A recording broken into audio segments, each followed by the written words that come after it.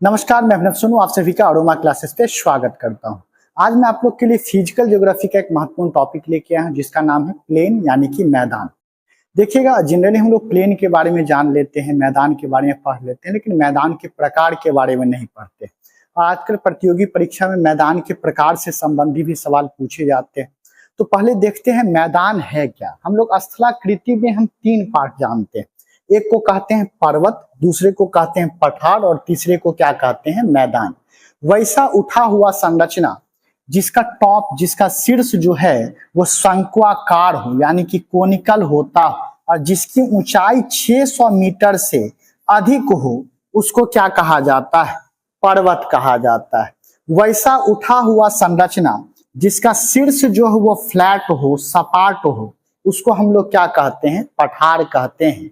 और समतल भूमि को हम लोग किस नाम से जानते हैं, मैदान के नाम से जानते हैं। सबका अपना अपना महत्व है। जैसे पर्वत जो है यह जैव विविधता के लिए यानी कि बायोडाइवर्सिटी के लिए प्रसिद्ध है। जैव विविधता कहने का मतलब कि यहाँ पर विभिन्न प्रकार के जीव जंतु मौजूद होते हैं। जैसे आप नीलगिरी पहाड़ी का नाम जानते होंगे, यह आपको जैव विविधता के लिए क्या है, प्रसिद्ध है। इसी प्रकार से जो भारत में अधिकांश वर्षा होती है उसमें भी मदद कौन करता है, आपको हिमालय करता है या पर्वत करता है। तो हम लोग जानते भी हैं कि वैसा वर्षा जो पर्वत के कारण होता हो उसको हम लोग पर्वत जनित वर्षा या ओरोग्राफिक रेनफॉल कहते हैं। तो भारत में अगर बात करें तो यह किसमें सहायक है, तो वर्षा में भी सहायक है, रेनफॉल के लिए भी यह क्या है, मददगार होता है। पठार की अगर हम विशेषता देखें तो पठार किसमें समृद्ध होता है, तो पठार खनिज में समृद्ध होता है। जहां भी आप पठारी क्षेत्र देख लीजिए उसमें अधिकांश पठारी क्षेत्र जो होगा वो खनिज में समृद्ध होगा। जैसे आप छोटा नागपुर पठार का नाम सुने होंगे, यहाँ पर देखिएगा कोयला मिलता है, अभ्रक मिलता है, लौह अयस्क क्या है, मौजूद है। दक्षिण भारत में आप चले जा रहे हैं तो वहां पे दक्षिण भारत में क्या है, बहुत सारा पठारी क्षेत्र है, तो वहां भी आपको खनिज मिलता है। तो जहां भी पठारी क्षेत्र होगा वहां पर अधिकांश क्षेत्रों में आपको खनिज पाया जाएगा। और मैदान का विशेषता क्या है कि यह कृषि में सहायक है। सबसे ज्यादा अगर कृषि कहीं की जाती है तो क्या है, मैदानी भाग में। और यही कारण है कि पर्वत, पठार और मैदान में सबसे ज्यादा जनसंख्या घनत्व, सबसे ज्यादा पॉपुलेशन डेंसिटी आपको कहां पर देखने को मिलेगा, मैदान में देखने को मिलेगा। तो पूछ देगा मैदान का महत्व क्या है, तो यहाँ पर कृषि बहुत ज्यादा होती है। तो देखिए मैदान के बारे में लिख भी दिए हैं कि समतल भूमि को हम लोग मैदान कहते हैं। एकदम सिंपल शब्दों में कह दे तो फ्लैट लैंड को हम लोग क्या कहते हैं, मैदान के नाम से जानते हैं। हालांकि कुछ आपको टीला नुमा संरचना में भी रहता है जिसके बारे में हम आगे देखते हैं। लेकिन भाई जो मैदान का टीला होता है उसका ऊंचाई पर्वत और पठार की तुलना में क्या होता है, बहुत कम ही होता है, इसलिए इसको नगण्य ऊंचाई ही मानते हैं और मैदान के ही श्रेणी में रखते हैं। तो समतल भूमि को हम लोग क्या कहते हैं, मैदान कहते हैं। अभी जस्ट बतला दिए कि समतल भूमि है तो यह कृषि में क्या है, सहायक होता है। और पर्वत, पठार और मैदान में देखा जाए, इस तीनों में अगर तुलना करें तो सबसे ज्यादा लोग कहाँ पर निवास करते हैं, मैदानी भाग में निवास करते हैं, क्योंकि यहाँ की जो जलवायु है या यहाँ का जो लिविंग कंडीशन है वो अनुकूल है लोगों के लिए। अब मैदान का प्रकार देखते हैं। मैदान का तीन प्रकार होता है। एक को हम लोग कहते हैं संरचनात्मक मैदान, दूसरे को हम लोग कहते हैं निक्षेपित मैदान जिसको डिपोजिशनल प्लेन कहते हैं, और तीसरे को क्या कहा जाता है, इरोजनल प्लेन के नाम से जानते हैं। तो अगर हम मैदान को तीन ब्रॉड कैटेगरी में बांटे तो पहला है स्ट्रक्चरल प्लेन, डिपोजिशनल प्लेन और इरोजनल प्लेन। तो एक एक करके सब के बारे में देखते हैं। संरचनात्मक मैदान किसको कहते हैं, वैसा मैदान जो तटीय क्षेत्र में मौजूद हो उसको संरचनात्मक मैदान कहते हैं। यानी कि जो कोस्टल रीजन में मौजूद होता है उसको हम लोग क्या कहते हैं, संरचनात्मक मैदान। जैसे देखिए बाबू, अगर नदी का किनारा है तो उसके लिए हम किस चीज का उपयोग करते हैं, इंग्लिश में शब्द बैंक का। अगर समुद्र का किनारा है तो समुद्र के किनारा के लिए हम लोग बीच का उपयोग करते हैं, जैसे आप सी बीच सुनते होंगे। और अगर महासागर है, ओशन है, तो महासागर का किनारा है तो उसके लिए हम लोग कोस्ट का उपयोग करते हैं, तट का उपयोग करते हैं। वैसे बोलचाल में हम लोग समुद्री क्षेत्र के किनारे के भाग के लिए भी कोस्ट उपयोग कर देते हैं, परंतु एग्जैक्टली जो है वह किनारे का क्या होता है, बीच होता है।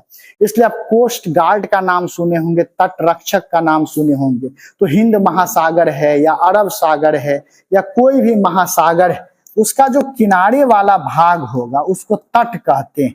और इसी तटीय क्षेत्र में जो मैदानी भाग होगा इसको हम लोग किस नाम से जानते हैं, संरचनात्मक मैदान के नाम से जानते हैं। तो वैसा मैदान जो तटीय क्षेत्र में मौजूद होता है उसको हम लोग क्या कहते हैं, संरचनात्मक मैदान। दूसरा है हमारा डिपोजिशनल प्लेन। डिपोजिशन मतलब होता है निक्षेपण, निक्षेपण मतलब होता है जमा करना। अगर हम अपने बोलचाल की भाषा में कहें तो जमा कर देना, जमा कर देना। नहीं कहते पैसा डिपॉजिट करने जा रहे हैं, यानी कि बैंक में पैसा जमा करने जा रहे हैं। तो आपको पता भी होगा कि जब नदी प्रवाहित करती है तो अपने साथ बहुत सारे महीन कणों को ढोती है। उस महीन कण को क्या कहा जाता है, गाद कहा जाता है, या इंग्लिश में उसको हम सिल्ट कहते हैं। जब नदी का प्रवाह धीमा होता है तो नदी उस सिल्ट को, गाद को जमा कर देती है, और उसी के गाद के जमा होने के कारण जिस मैदानी भाग का निर्माण होता है उसी को हम लोग क्या कहते हैं, निक्षेपित मैदान। वास्तव में उसको जलोढ़ मैदान कहते हैं, लेकिन चूंकि जमा होने के कारण मैदान बना इसलिए इसको निक्षेपित मैदान भी कहेंगे। तो निक्षेपित मैदान क्या हुआ कि वैसा मैदान जिसका निर्माण पदार्थ के निक्षेपण से होता हो, पदार्थ के जमा होने के कारण होता है, उसको हम लोग क्या कहते हैं, डिपोजिशनल प्लेन कहते हैं। तो लिख भी दिए हैं कि वैसा मैदान जिसका निर्माण निक्षेपण क्रिया के कारण होता है उसी को हम लोग क्या कहते हैं, निक्षेपण मैदान कहते हैं। अब डिपोजिशनल प्लेन को भी हम तीन भागों में बांटते हैं। एक हमारा होता है जलोढ़ मैदान, दूसरा होता है सरोवरीय मैदान, और तीसरा होता है लुईस मैदान। देखिए जलोढ़ मैदान जो अभी हम चर्चा कुछ देर पहले कर रहे थे कि नदी के द्वारा क्या ढोके लाया जाता है, सिल्ट लाया जाता है। तो सिल्ट के जमा होने के कारण जिस मैदान का निर्माण होता है उसको हम लोग क्या कहते हैं, जलोढ़ मैदान कहते हैं। तो गंगा के आसपास का जो मैदानी भाग है, या ब्रह्मपुत्र नदी के आसपास का मैदानी भाग है, या किसी भी नदी का, रिवर बेसिन के आसपास का जो भाग है उसको, वह क्या है आपका, जलोढ़ मैदान ही होता है। जलोढ़ मैदान अत्यधिक उपजाऊ मैदान होता है। आप गंगा का देख लीजिए, गंगा के आसपास का क्षेत्र देख लीजिए कितना फर्टाइल है। विशेषकर जो उत्तर बिहार हम बात करते हैं, यहाँ पर बाढ़ ग्रस्त क्षेत्र है, तो जहां भी बाढ़ आती है तो वहां पर जो मैदानी भाग देख लीजिए बहुत ज्यादा फर्टाइल आपको मिलेगा। ठीक है, तो ये बहुत ज्यादा उपजाऊ होती है। तो लिख भी दिए हैं कि इसका निर्माण, जलोढ़ मैदान का निर्माण किसके कारण होता है, तो गाद के निक्षेपण के कारण इसका निर्माण होता है। और ये सबसे ज्यादा उपजाऊ होता है, फर्टाइल होता है। जैसे इसके उदाहरण में क्या लिख सकते हैं, गंगा का मैदान, ब्रह्मपुत्रा का मैदानी भाग, या रिवर बेसिन जो है इसके आसपास जो मैदानी भाग है, ये सब आपका क्या हो जाएगा, अलुवियल प्लेन हो जाएगा। दूसरा है सरोवरीय मैदान। देखिए क्या है, झील का विशेषता क्या है कि इसका जो जल है, इसका जो पानी है वो स्थिर रहता है। नदी का पानी क्या है, फ्लो करते रहेगा, लेकिन झील का पानी स्थिर रहता है। यही कारण है कि सबसे ज्यादा बोटिंग जो है वो आपको कहाँ पर किया जाता है, झील में किया जाता है। तो क्या होता है, कभी कभी झील में सिल्ट जमा होते होते पूरे झील को ही भर देता है। तो वैसा मैदान जिसका निर्माण झील के भर जाने के कारण होता उसको हम लोग क्या कहते हैं, सरोवरीय मैदान कहते हैं। ऐसा माना जाता है कि आज जो जिसको हम धरती का जन्नत कहते हैं कश्मीर, एक समय में वहां पर पूरा झील ही था, मैदान था ही नहीं। कई वर्षों तक उसमें सिल्ट जमा होते चला गया और जमा होते होते कश्मीर में मैदानी भाग का क्या हुआ, निर्माण हुआ। और वही मैदानी भाग क्या कहलाता है, सरोवरीय मैदान। और कश्मीर में एक विशेष प्रकार की मिट्टी का विकास हुआ। इस मिट्टी को क्या कहा गया, करेवा मिट्टी। करेवा मिट्टी में आप क्या चीज उगाते हैं, केसर की खेती किस पे की जाती है, करेवा मिट्टी में। सेब की खेती कहाँ की जाती है, करेवा मिट्टी में। देखिएगा भारत में एकमात्र ऐसा स्थल जहाँ पे केसर का उत्पादन किया जाता है तो वो आपका क्या है, कश्मीर, क्योंकि वहां पर एक विशेष प्रकार का मृदा पाया जाता है जिसको हम करेवा मिट्टी कहते हैं। 67वीं या 68वीं बीपीएससी में संभवतः यह प्रश्न पूछा जा चुका है। तो इस लेवल से आपको तैयारी करनी होगी, तभी जाके आप किसी भी कंपटीशन को निकाल सकते हैं। सामान्यतः मैदान का हम सीधे परिभाषा पढ़ ले, इससे आपका एग्जाम नहीं निकलने वाला है। मैदान क्या है, इसका महत्व क्या है, मैदान का प्रकार क्या है, सब कुछ आपको विस्तार से पढ़ना होगा।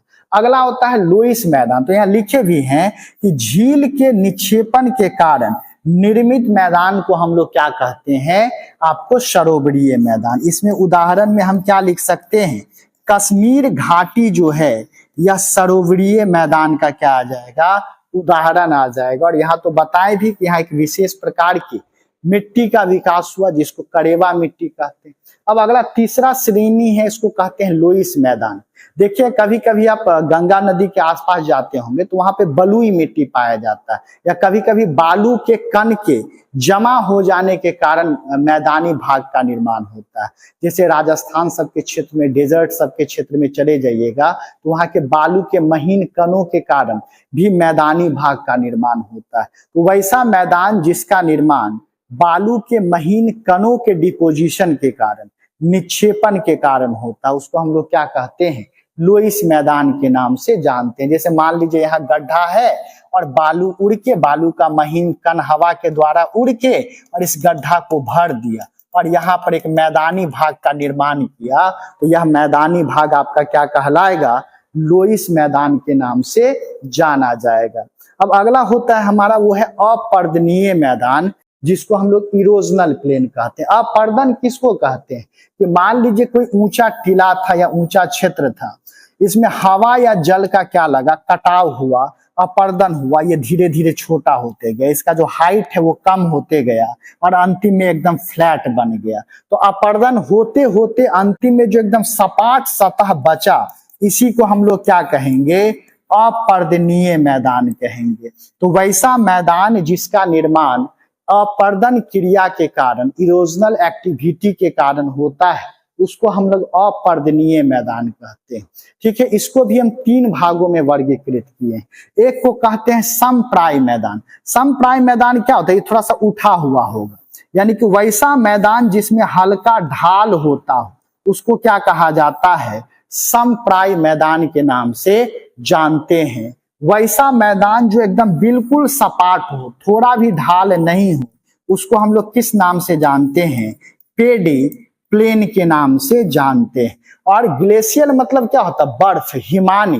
कुछ ऐसा भी मैदान है जिसके ऊपर पूरा बर्फ ढका रहता है, जैसे अंटार्कटिका सब चले जाइए, उसके ऊपर में पूरा बर्फ से ढका हुआ, तो वह मैदान क्या कहलाएगा, हिमानी मैदान, ग्लेशियल प्लेन। तो वैसा मैदान जिसमें हल्का ढाल मौजूद होता हो, देखने में हल्का टीला जैसा प्रतीत होता हो, उसको हम समप्राय मैदान कहेंगे। वैसा मैदान जो एकदम समतल हो, उसको हम लोग क्या कहेंगे, पेडी प्लेन कहेंगे। और वैसा मैदान जो ऊपर से जिस पर बर्फ ढका होता हो, उसको हम ग्लेशियल प्लेन कहेंगे। तो ये हमारा मैदान का वर्गीकरण था। अगर यह वीडियो आपको अच्छा लगा हो तो ज्यादा से ज्यादा आप लोग जरूर शेयर करें। और अगर आप चाहते हैं RRB, NTPC, Bihar SI, BPSC या बीपीएससी टीआरई की तैयारी करें, तो आप अरोमा क्लासेस ऐप को प्ले स्टोर से डाउनलोड कर सकते हैं। बहुत ही न्यूनतम शुल्क में हम लोग बेहतरीन कोर्स लेके आते हैं आप सभी के लिए। बहुत बहुत शुक्रिया, धन्यवाद सभी का।